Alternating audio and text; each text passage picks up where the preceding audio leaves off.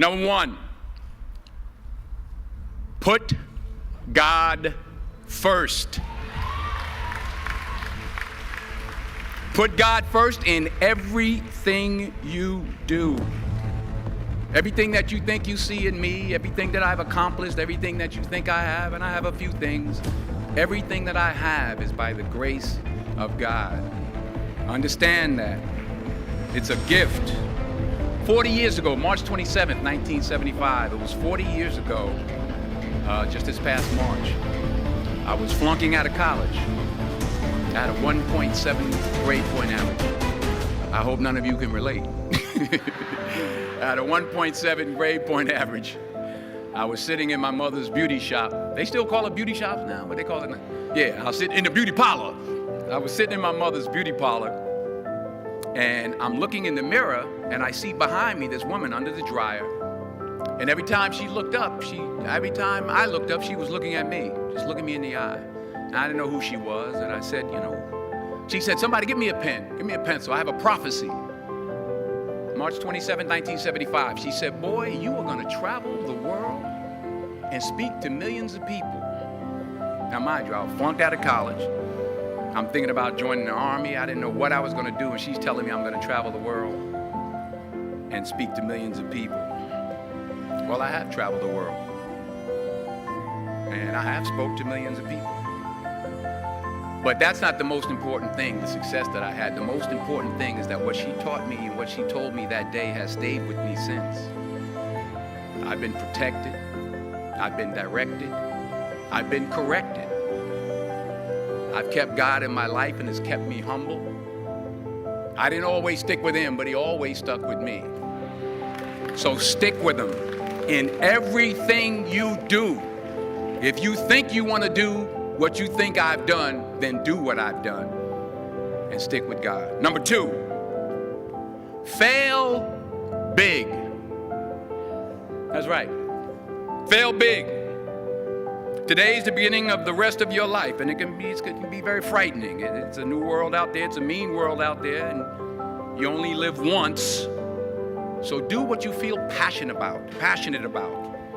Take chances professionally. Don't be afraid to fail. There's an old IQ test, was 9 dots, and you had to draw 5 lines with a pencil within these 9 dots without lifting the pencil. The only way to do it was to go outside the box. So don't be afraid to go outside the box. Don't be afraid to think outside the box. Don't be afraid to fail big, to dream big. But remember, dreams without goals are just dreams, and they ultimately fuel disappointment. So have dreams, but have goals. Life goals, yearly goals, monthly goals, daily goals. I try to give myself a goal every day. Sometimes it's just to not curse somebody out. Simple goals, but have goals. And understand that to achieve these goals, you must apply discipline and consistency. In order to achieve your goals, you must apply discipline, which you have already done, and consistency every day, not just on Tuesday and miss a few days. You have to work at it every day. You have to plan every day. You've heard the saying, we don't plan to fail, we fail to plan. Hard work works. Working really hard is what successful people do. And in this text, tweet, twerk world that you've grown up in, remember, just because you're doing a lot more doesn't mean you're getting a lot more done.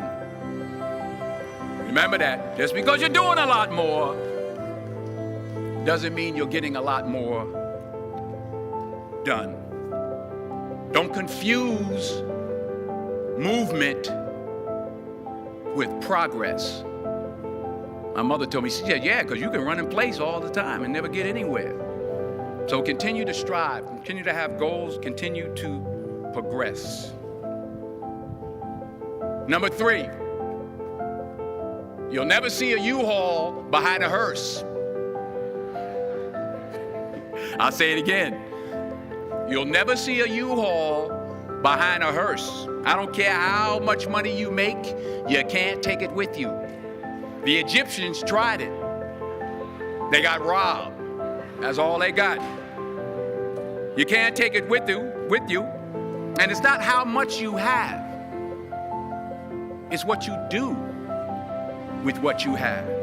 We all have different talents. Some of you will be doctors, some lawyers, some scientists, some educators, some nurses, some teachers. Yeah, okay. Some preachers. The most selfish thing you can do in this world is help someone else. Why is it selfish? Because the gratification, the goodness that comes to you, the good feeling that I get from helping others, nothing's better than that. Well, one or two things, but nothing's better than that. Not jewelry, not big house I have, not the cars, but it's the joy. That's where the joy is, in helping others. That's where the success is, in helping others. Finally, I pray that you put your slippers way under the bed tonight, so that when you wake up in the morning, you have to get on your knees to reach them. And while you're down there, say thank you for grace. Thank you for mercy. Thank you for understanding. Thank you for wisdom. Thank you for parents. Thank you for love. Thank you for kindness. Thank you for humility. Thank you for peace. Thank you for prosperity. Say thank you in advance for what's already yours. It's how I live my life. That's why I am, one of the reasons why I am today. Say thank you in advance for what is already yours. True desire in the heart for anything good is God's proof to you, sent beforehand to indicate that it's yours already. I'll say it again. True desire in the heart, that itch that you have, whatever it is you want to do, that thing that you want to do to help others and to grow and to make money, that desire, that itch, that's God's proof to you, sent beforehand already to indicate that it's yours. And anything you want good, you can have. So claim it. Work hard to get it. When you get it, reach back. Pull someone else up. Each one, teach one. Don't just aspire to make a living. Aspire to make a difference.